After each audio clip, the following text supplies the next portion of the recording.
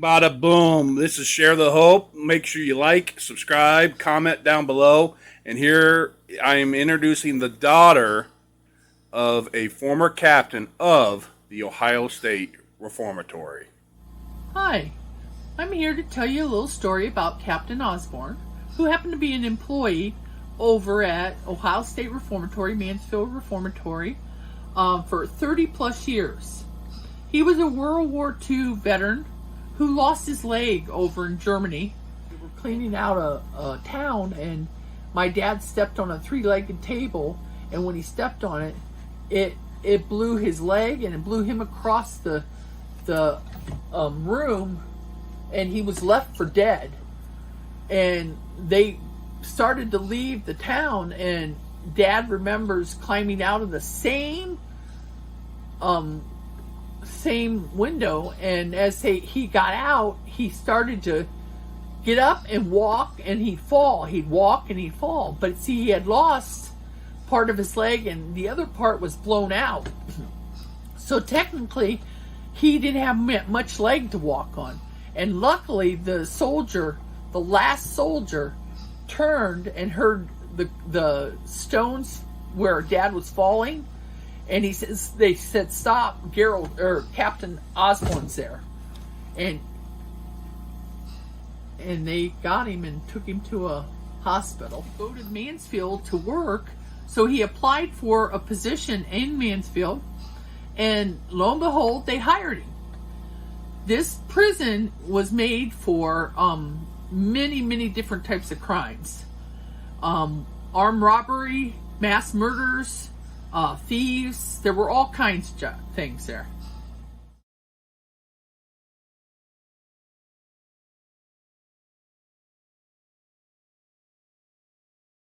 My dad took on many jobs, and he told many stories to me when he came home from work, from OSR. He was the first person to basically start a program for remedial reading. He wasn't a teacher. He was hired as a teacher to help these inmates learn how to read because they struggled in reading. And he was trying to get them rehabilitated so that they could take on vocational classes while they were at the prison. So he was teaching them how to read.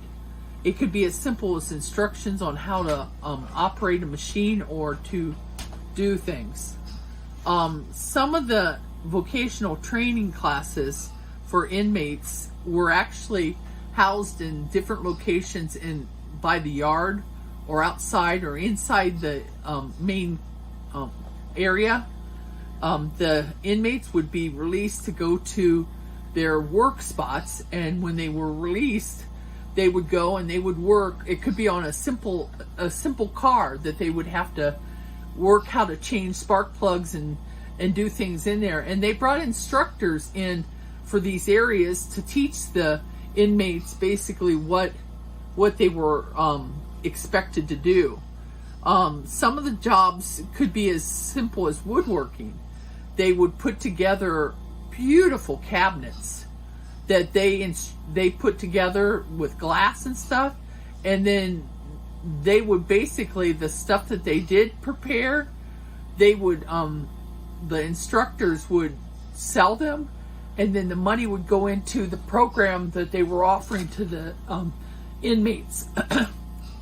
Some of the classes encouraged inmates to hit their creative side. It could be as simple as an artwork, or it could be a painting, or it could be something like that.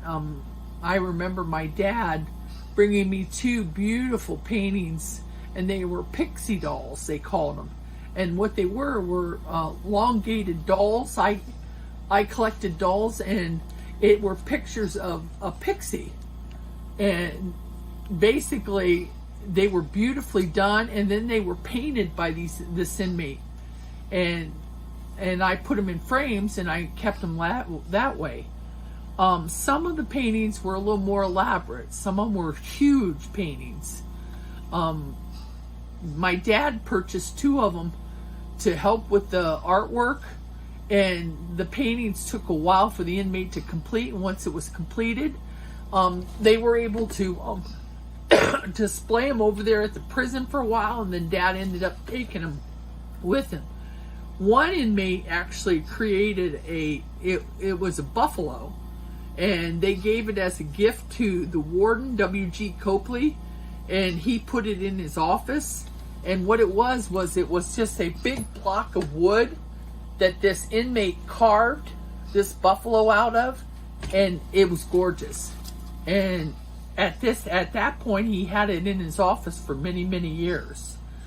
My dad took over his two grandsons to the barber shop, and the inmates were being trained by the instructors how to cut hair for guys. And my two nephews, very young, remembers going over to the prison and actually getting their hair cut with Grandpa over at the barber shop. And they didn't charge much to get it cut. I think maybe a couple dollars, but that couple dollars went back into the program to teach them, buy them scissors or whatever needed for it. So that was included.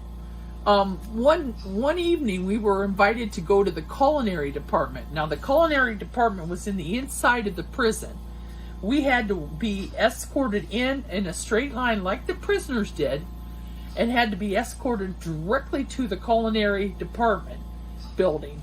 While there, I remember because my dad walked us in, and he was watching because he was making sure a lot of times, he had to make sure that everyone was going in the right directions. Once we got into the Culinary Department, they placed us at little tables, and at the little tables, they had the inmates serve us a complete meal.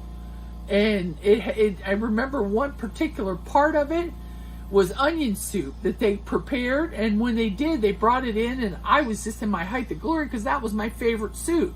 And I thought, wow, and they made it for me. And they were being graded on how they presented their food, how they prepared their food, and how well we liked it. It was an all-night or an all-evening thing, so it was real important to them. Some other things, programs that the inmates were involved with when Dad was over at the Reformatory, like I told you, arts and crafts of all types. Culinary, barber program. They even took college classes from Ashland University. And that was actually offered as they went up through the vocation. If they found an inmate that was pretty successful, they would do that. A lot of times inmates would get what they call passes to go outside. Like they had to clean around their pond in the front yard of the reformatory, and they were responsible with guards to clean that area and to make sure that it was mowed and all the leaves were picked up and everything. Wood shops of all kinds. They did auto mechanic training, auto body classes. They even brought a dentist in, and this dental hygienist taught them how to clean teeth, make sure that everything was done. They came in to make sure, the doctors even came in to make sure the dentist would come in. My dad was in charge of being a coach. He actually coached the mean machine. It was a group of inmates that played football, and they would basically challenge other groups to come into the prison, and they would play against each other. And Dad was the captain of the mean machine, and he also took on other things. One in particular was base softball. They used to take softball teams outside the prison walls, and they would go and play games.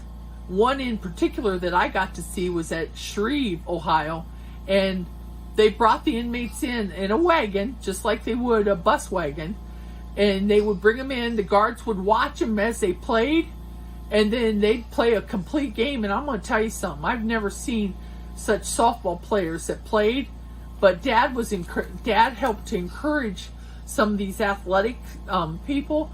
He even helped with the boxing. There was a boxing program, and some of these inmates that were real good at boxing would get involved with that, and they'd actually bring people in to box them in front of other inmates, so the inmates saw them perform, and they were really good at what they did.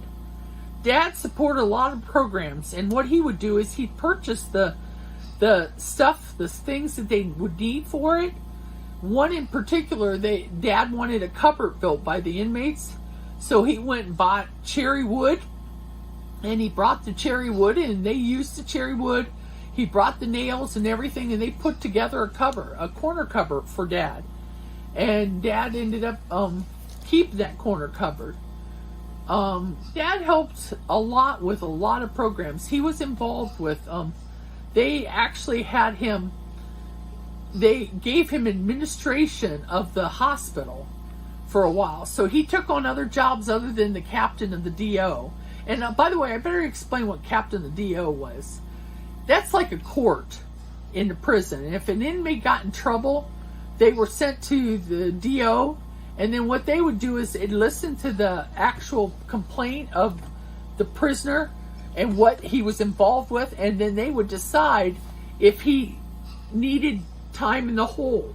And the hole wasn't a pleasant place to be. It was a small little confined cell that he was taken to. He wasn't tortured or anything like that. He was taken to, and he would have to serve a certain amount of days because of his infraction in the prison. So my dad was kind of in charge of making sure he got justice, as well as to make sure that he was able to take care of the problem in the prison. I remember in one particular time, my dad, they were having some problems over there, and the inmates started a riot out in the yard. And all the guards, they had weapons on them, and they were watching them, but no guard would go out in the middle of the yard. But lo and behold, my dad, Mr. Brave, Captain Osborne, walked out, and he listened to their complaints. And they were legitimate complaints. And he says, this isn't the way to solve a problem. By you guys rioting, it's not the way to solve it. So he sat and he listened to everyone's complaint, and he got the problem solved, and they went back to their cells and they locked them in, and the riot was over. So by listening and having a little compassion towards what they were complaining about, helped to save a major issue with this riot. He was offered a chance to stay overnight in the front of the prison. There were apartments close to W.G. Copley's office, the warden's office, and we literally stayed at Captain Rowe's house with his family, and we went upstairs and had a nice meal, and we were going to stay overnight. And Captain Rowe's son decided to take me on a journey. My journey was to go around the wall of the prison, and we were going to walk to the apple orchard so we could see what it was like being on the outside of the wall.